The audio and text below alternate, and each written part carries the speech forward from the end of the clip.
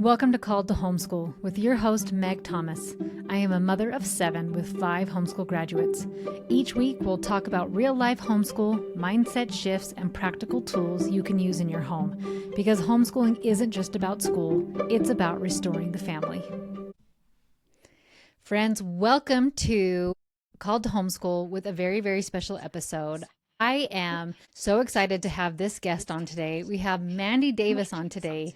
And if you don't know her, you should, because I find her story absolutely amazing and I'm excited to have her on here. So, Mandy, why don't you go ahead and start and introduce who you are? Thank you so much. My name's Mandy Davis. I'm a former school principal, MED turned homeschool mom, and author of the Homeschool Bible. Yes. And so I just find your story fascinating that you came from the public education world. And so I didn't. My oldest did kindergarten, a private school of kindergarten. And I was like, this is not for us. And so we've been homeschooling, right? He's 24 now.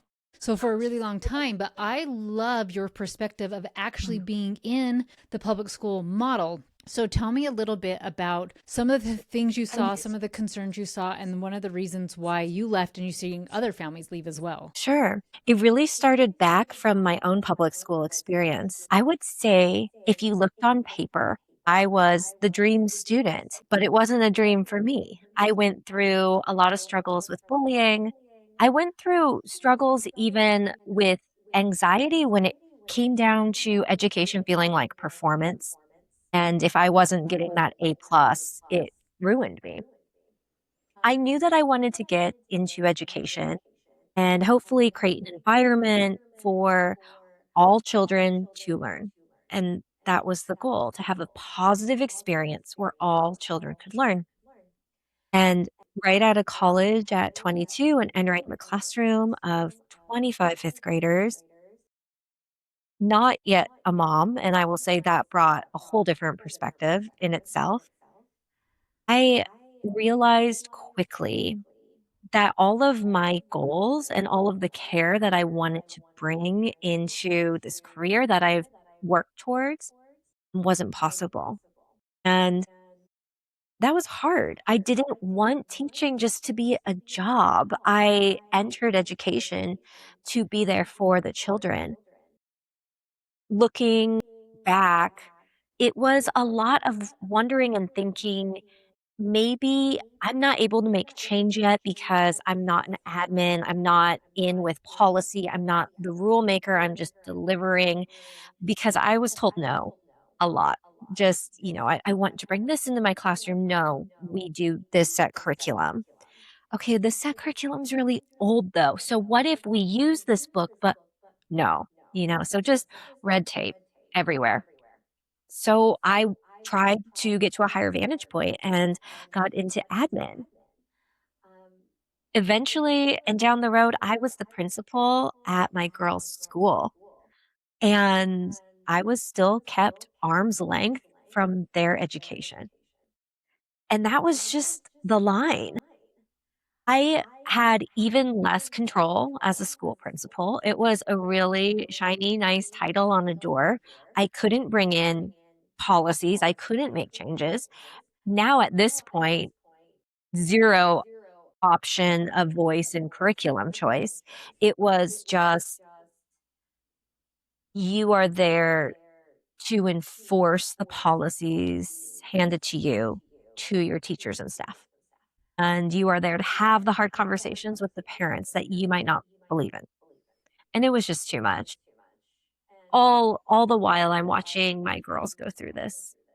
It was too much. And as an adult, the environment, it was hurting every system, my mental, my nervous system, physically. I mean, I was run down, and that was a big reason to pull my girls too, because all I could think was, if I'm leaving this career and I'm saying this is a toxic environment and this is terrible, how could I leave my children there?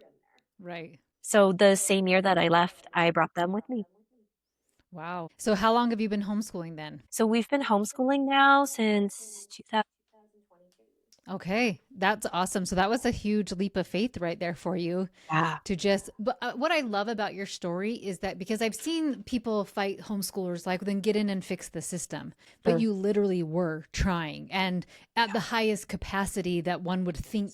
Like in the back of my mind, I would think a principal would have so much say, a principal could really make a difference, right? So it's so fascinating to know, like, actually, no, I didn't. It's so hard. Educators, admin, there are so many in the system that care deeply, but there's so little that we can actually do. And something that's jarring is knowing right now where we are in our children's academic lifetime, there won't be the change to the school system that needs to happen to make anything better. And so with that, are we okay? Yeah. So what are you seeing now? Because I bet you see a lot more people who are leaving the school system and homeschooling. So what are some of the top three reasons you're seeing other families leave the system and deciding to homeschool? Sure. I think that more and more parents are understanding everything that we know about both early education and childhood development, that their kids aren't coming home and having tantrums and having meltdowns because of any reason other than school. And so after school restraint collapse is a large indicator and factor that I've seen having parents make that switch. For those who are not familiar with it, after school restraint collapse is essentially you're leaving an environment that really put you in a pressure cooker. These kids are holding it together all day because by nature, kids do not want to be in trouble. So they're holding it together and they're following the rules and they're putting on the smiling face and they're moving at a pace that's unnatural for childhood and they're having very limited free time and free play and they come home to their safe space and it all just pours out. And that's after school restraint collapse. And that reaction that parents are seeing, I would say it is one in the top three of why I see them turning over to homeschool. We're living in a world today that is polarizing on so many topics. And it doesn't matter where your heart is or what you might want to see in terms of curriculum. What matters most is remembering that in our schools today, there is no such thing as neutrality. Mm, Everywhere develops a culture. The classroom your children are in would have a culture. You know, children believing that compliance is more important than curiosity, that becomes a curriculum and that becomes a culture. And so there isn't a neutral ground in schools. And I would say that that is also in the top three of why more parents are leaving to take that control back and say, okay, I want to be the voice that my children hear. I want our home culture to be their internal culture. yeah. And I think last is just we've reached this point where in our fields today, in our work and in our world, as we see everything grow and evolve and change, we're noticing that our school system has not.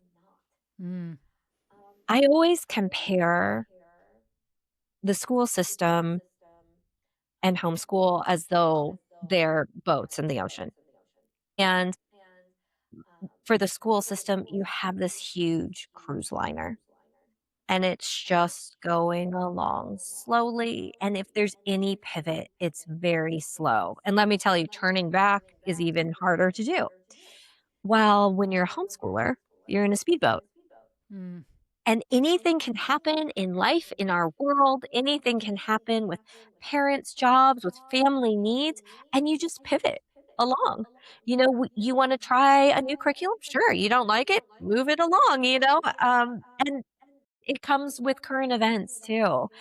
Whether it's an election year or an Olympics year, we're mm. able to pivot and teach what best fits our family. I love that. And I don't know the ages of your kids and if you want to say great, but if not, that's all right too. But I have just two kids left at home that are homeschooling now.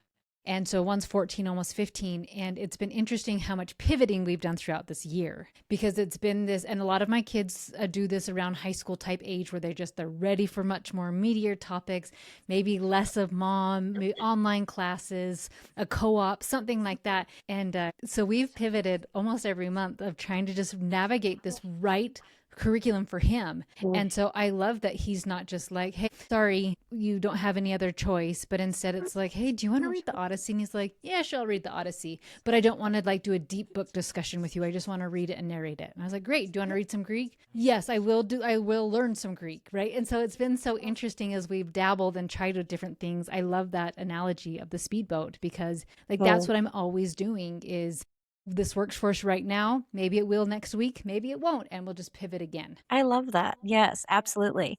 And with the speedboat too, we have to say it's just freedom. It Yeah. really is freedom.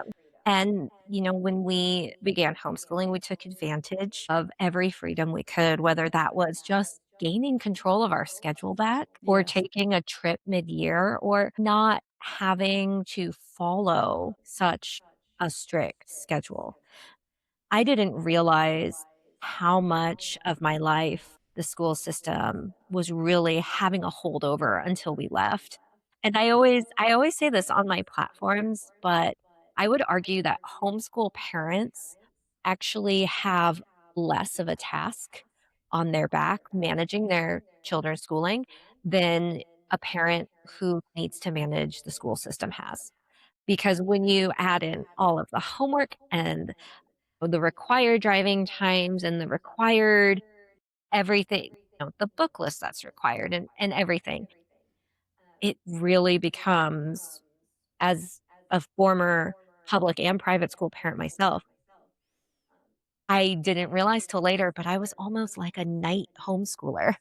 It Yeah. was like I was That's what just they are. doing everything just, on the off hours. I've often told that to people too. Like, we all homeschool. I just get to do it Mm. in the daytime and I get to choose what we're doing. You Oh, have to do it at night and you get told what you're doing. So I totally those agree are the with worst that. hours. Yeah, when you're tired and they're tired. So your social media, I found you on Instagram. I don't know how long ago, but it is beautiful and it is so inspiring. So what inspired you to start creating content and starting to put your message out there? I was lonely. I was Yeah. lonely. Yeah, when I left, it was a hard time for my Mm. family. I was going into something that my husband and I never believed we'd ever do. We never thought we're going to homeschool one day. It wasn't on our radar. And leaving my job and the same time pulling my kids from their school, which was my job, I was in this unique position where their friends and their friends' parents, they knew me as their school principal. And it caused a strain and it caused difficult conversations and sometimes it caused avoidance. And of course, my husband and I did everything that we could to make it a time frame that we could all lean in as a family together so we could best start our journey into homeschooling. But at the same time, recognizing that this weight isn't normal. This wasn't a normal Mhm. heavy. Just a lot of conversations with the kids and trying to build a whole new community. For me, that was probably the hardest to do as an adult introvert who just left her job. And I didn't have a homeschool community at all. So I went on social media looking for moms who Yeah. homeschooled and wanted to talk co-op and loop schedules. And it was just wonderful to see how many were online sharing their daily, this is what I do. And so I started doing the same thing. That's kind of initially how and why I got on social media. That's interesting because I know in your book, one of the chapters is about a social network. And Mm. so, is that about for you, like your own social network and the community? Like, because you were in the school system, that was your friends, your kids' friends, where Mm. I didn't. Like, I co op were my first community, right? And Right. my kids were little, so they had cousins we could still play with. different things like that. So, but you're like having to start from ground zero basically, right? Yes, yep. And my girls were older at that time too. My oldest was in 5th grade going into Mm. 6th. Um, it's interesting because when I look at comparing teachers and classrooms to homeschool parents, a big difference that I think about often is how teachers have a teachers lounge and they meet and they connect there and they share resources and they debrief and sometimes they complain and sometimes they lift worries off of their hearts, but they have that space just for them with other teachers going through the same thing. And I've realized it's so important as a homeschool parent, not just to have friends and have your community, but to have your homeschool community that you can treat as your staff lounge because going through it alongside other parents, other mothers going through the same thing, that's what made me feel most capable.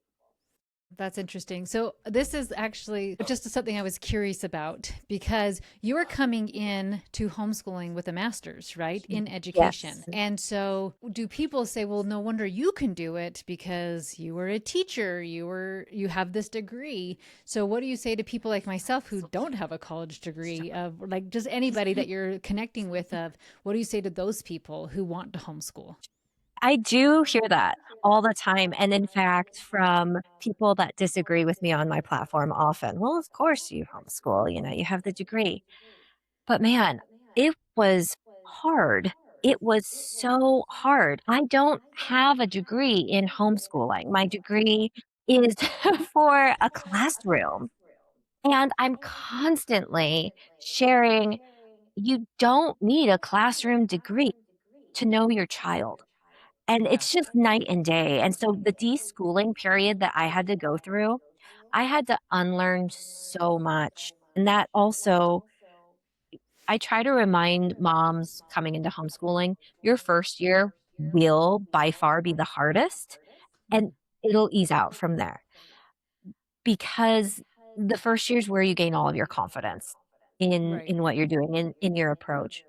For me, I did everything wrong year 1. I mean, I lined out my planner, I had it color coded, I had the schedule hour by hour, Right. almost to the minute, and, within the first 45 minutes, something spilled or someone was upset, and I already felt like I was failing because my brain was still wired to run my kids' education as a system. So, you know, when it comes down to, do you have this degree? Do you not have this degree? For me, it's just so irrelevant. I I find it harder to try to forget everything that I learned for 8 years. Well, that's what I actually like when I was thinking of what I wanted to ask you.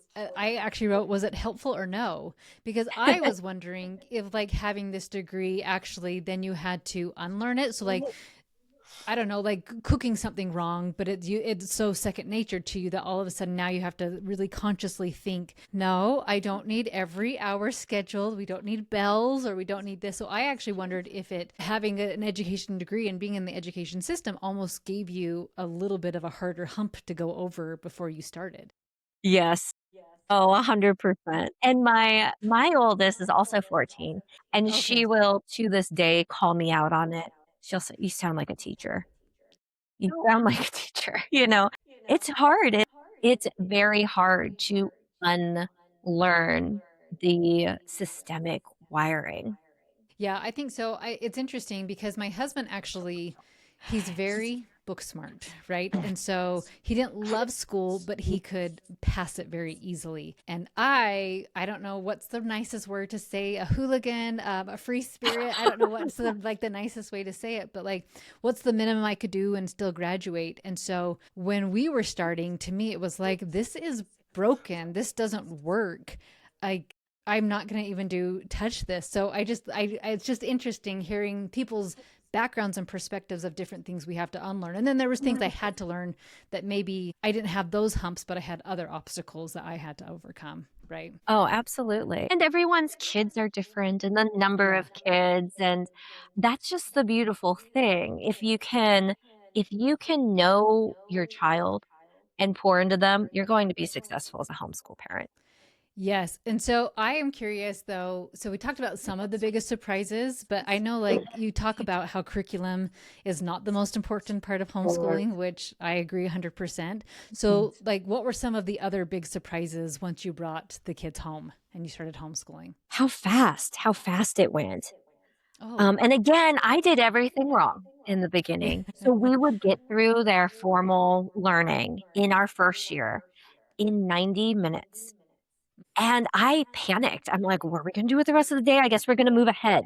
We're going to move ahead and we're going to. And so I just started pulling all of these things in. Like, how many foreign languages can we do? Because apparently I have 10 more hours in my day to do something. The time, it's such a blessing. And now that I know more and I fill it with open time and free time and playtime, absolute blessing. But I wasn't expecting that. I wasn't expecting how quickly, one-on-one learning, when you can tailor it to your child, just how quickly that moves. yeah, I think I love that though, right? Mm. Like of just one-on-one time and they go at their level, at their pace, Mm. and then play, live, of like do life together. It's I love that part of homeschooling.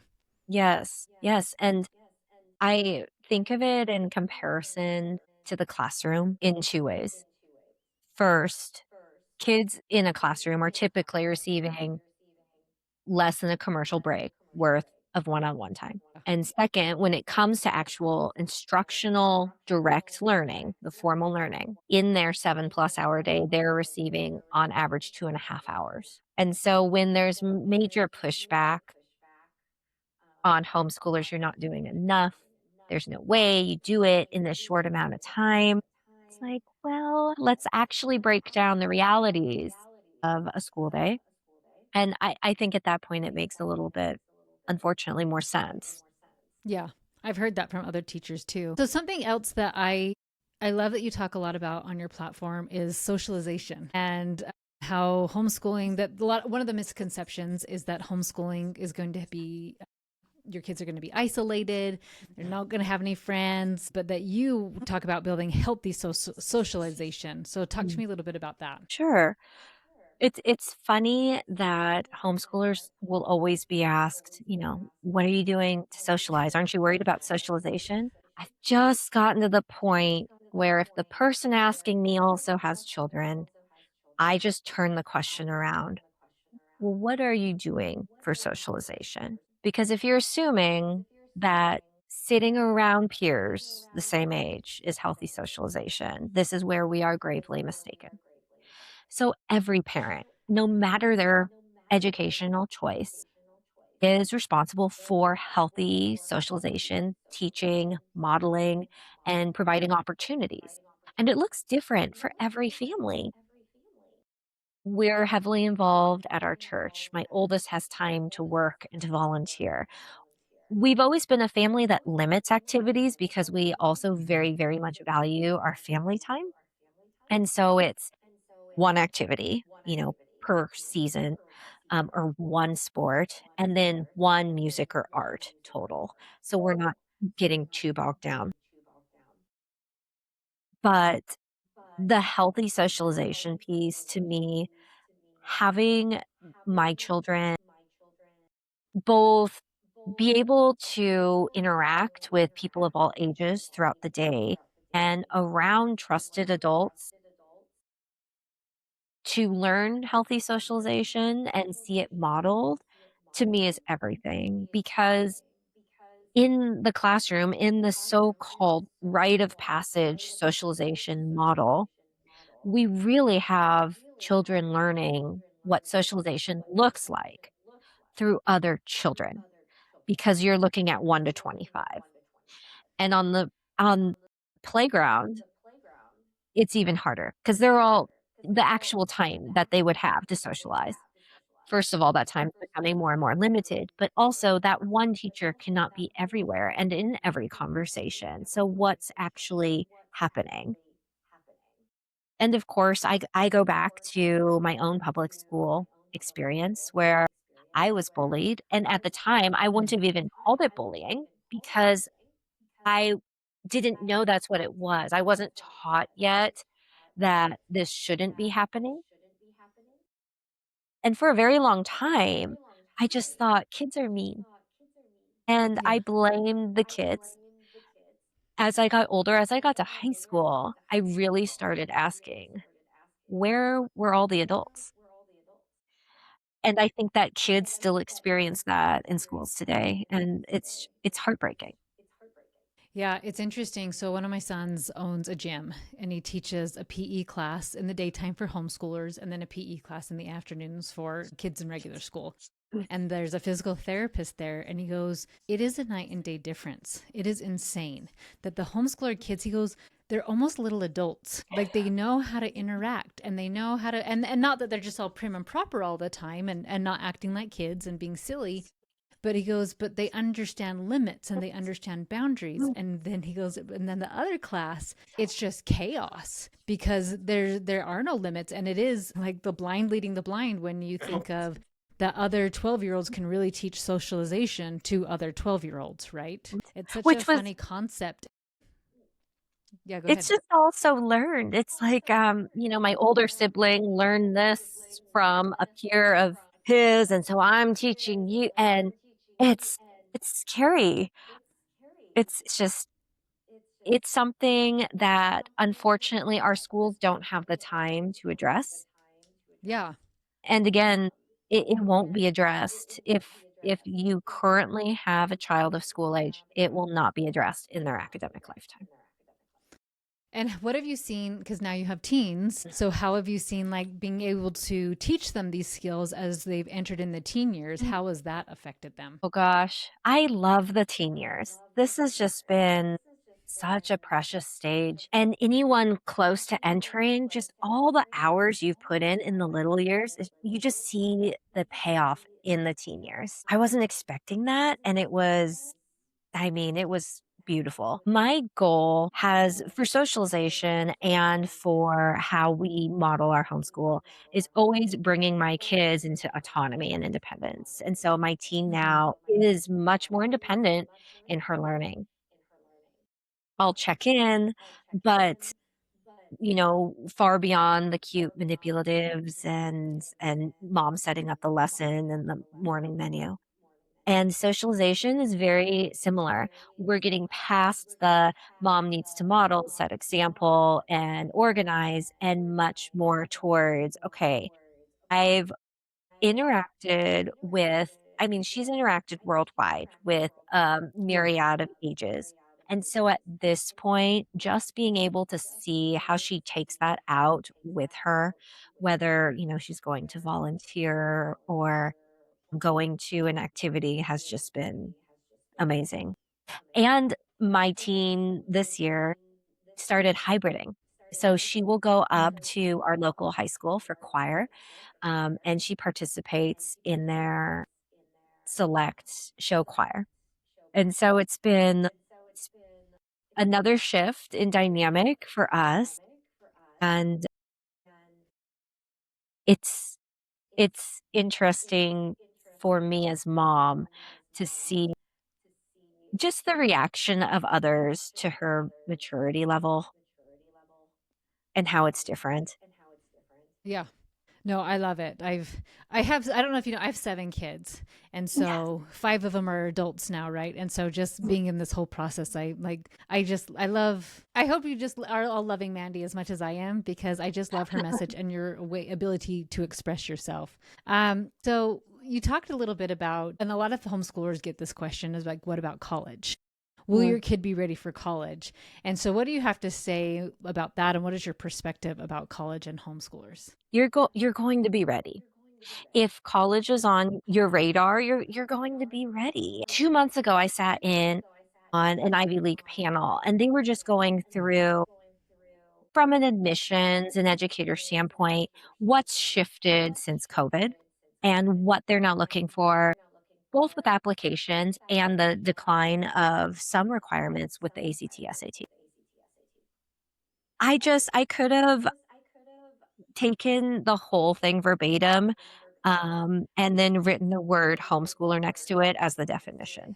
It's like self-starting learners and independent learners, kids who can understand their goals, kids who have deep passions and can speak on those passions. And part of me was also laughing because I couldn't stop thinking all of these reasons are also why homeschoolers will be called weird for being so passionate and loving things and being able to talk about them confidently. But there's just zero concern.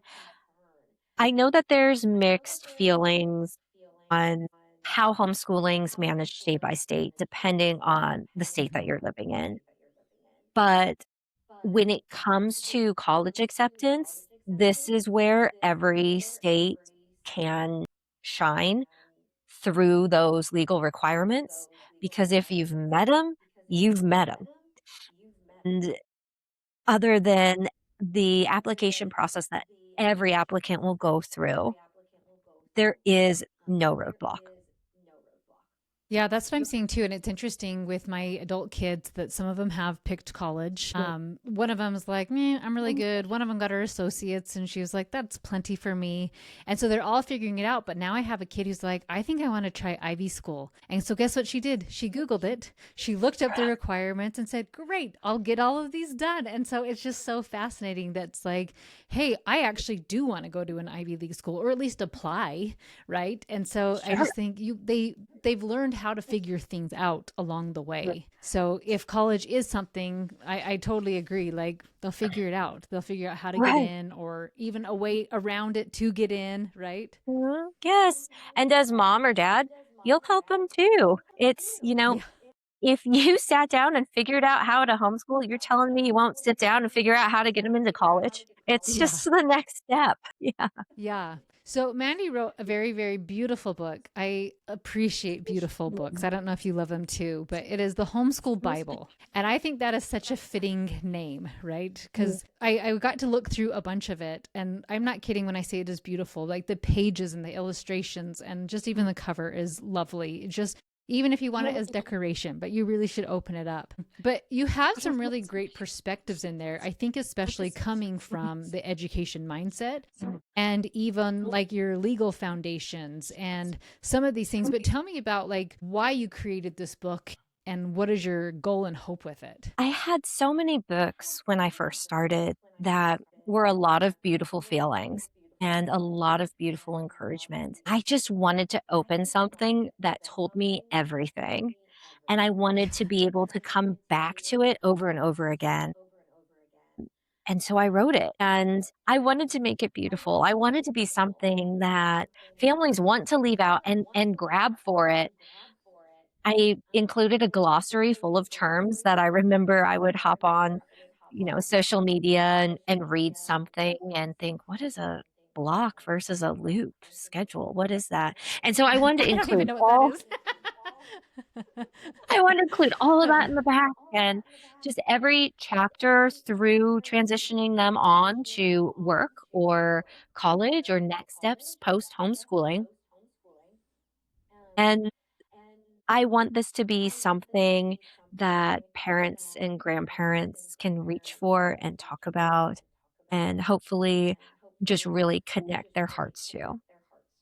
Yes. So I don't I've been looking over the chapters, right? And I just think, yes, yes, all of these beautiful things. Is there one that you're like, this is the one? Because obviously everybody always has legal requirements, legal Yeah. foundations. That's like every homeschooler is like, do it legally, right? But if you're Right. like, but this is a piece, like putting that to a side, yes, you need to do that. But like is there a piece, like a really foundational piece? Because you said like it's not curriculum. You think it's curriculum. So what would that Mm. foundational chapter be or that foundational piece be in people's homeschools? Probably for me, thinking through your philosophy. Mm, And I think that that's because it touches everything. Because the philosophy that you may take, and it might shift, it helps you to choose the curriculum. It helps you to set up the environment and not in a rigid way, not in, okay, I'm going to choose Charlotte Mason and now I can only read living books and that's it because that's what I chose.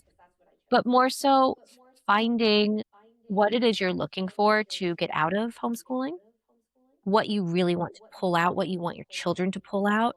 It just, for me, was so grounding. So if you had to answer that then, like what would your philosophy be, or what was like, this is what I want for my children for their homeschool experience, or even our family? Sure. Philosophy wise, we've jumped a lot. I would say where we're sitting now, and mind you, I have a 4-year-old, a 12-year-old, a 14-year-old, is somewhere eclectic because Hmm. what I've noticed is that what works for my youngest doesn't no longer works for my teen, and that's okay. We're leaning right now, and as far as my mission for our homeschool, just into being really intentional about our home culture. Hmm. Like we said earlier, there is no neutrality, and you develop and are around a culture no matter where you are. So, something my husband and I have just been talking about so much lately is how growing up, we each had a home culture, whether or not we all realized it or not, and how we want to be so intentional. Um, what culture it is that we're creating for our children.